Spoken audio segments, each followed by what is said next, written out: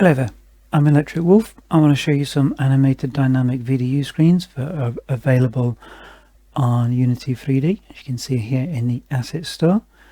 The idea is you can have a panel that animates with different panels and at different speeds, and they also fluctuate by control from a green state into a red state, and I can demonstrate that here.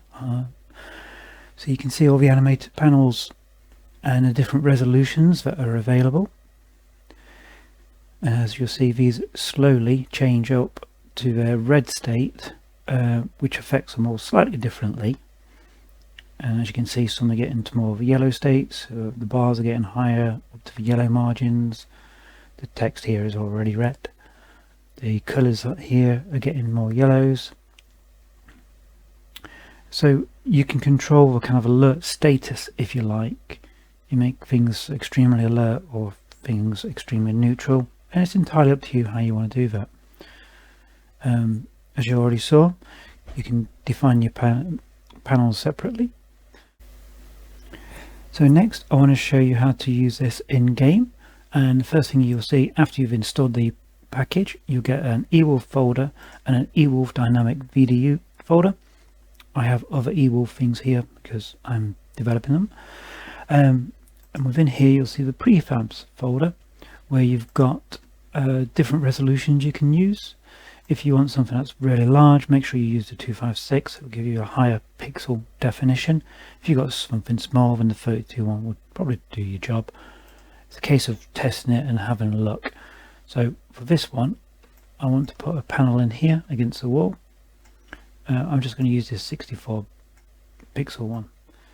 So first thing I need to do is just kind of position it roughly where I want it to be, and then we can do with the rotation to swing it round. If I pop into my inspector, so that'll be -180 because it's square.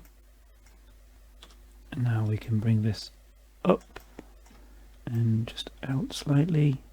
Here we go.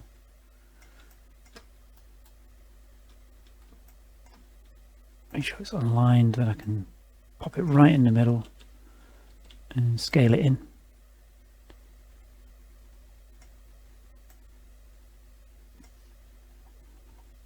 So obviously every screen's different, every size is different, but this is just something you can adapt to your own screens. So there you go, that's in place.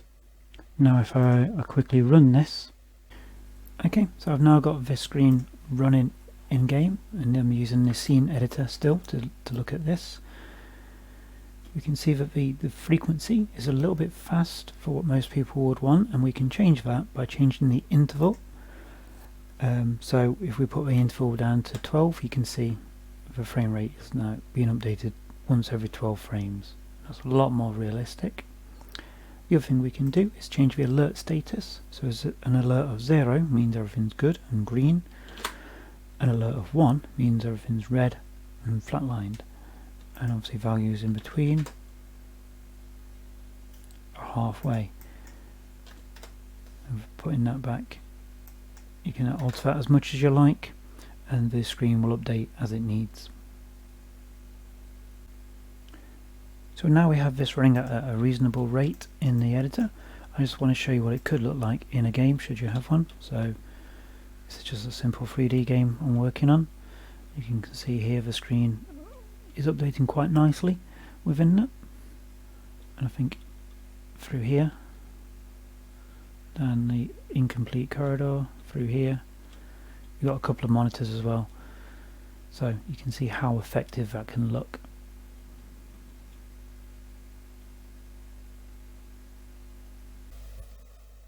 Okay, so the next thing I want to show you is how to break down some of the effects so you can have more than one within a panel.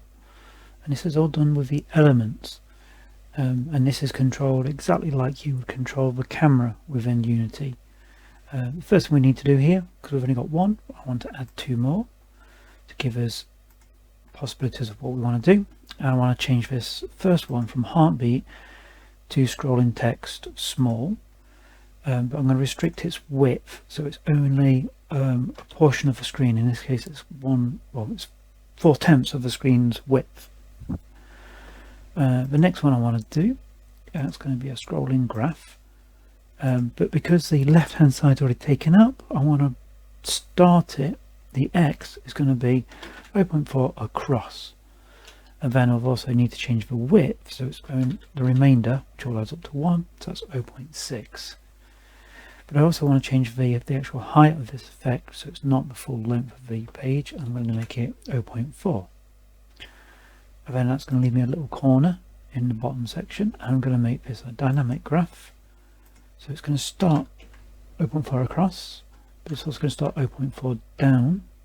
And then the width and the height are both 0.6 because that's the remaining size that I have. If I just start that running, and you can see here we've got the three panels all animating with their separate things, and they all affected by that alert value as well.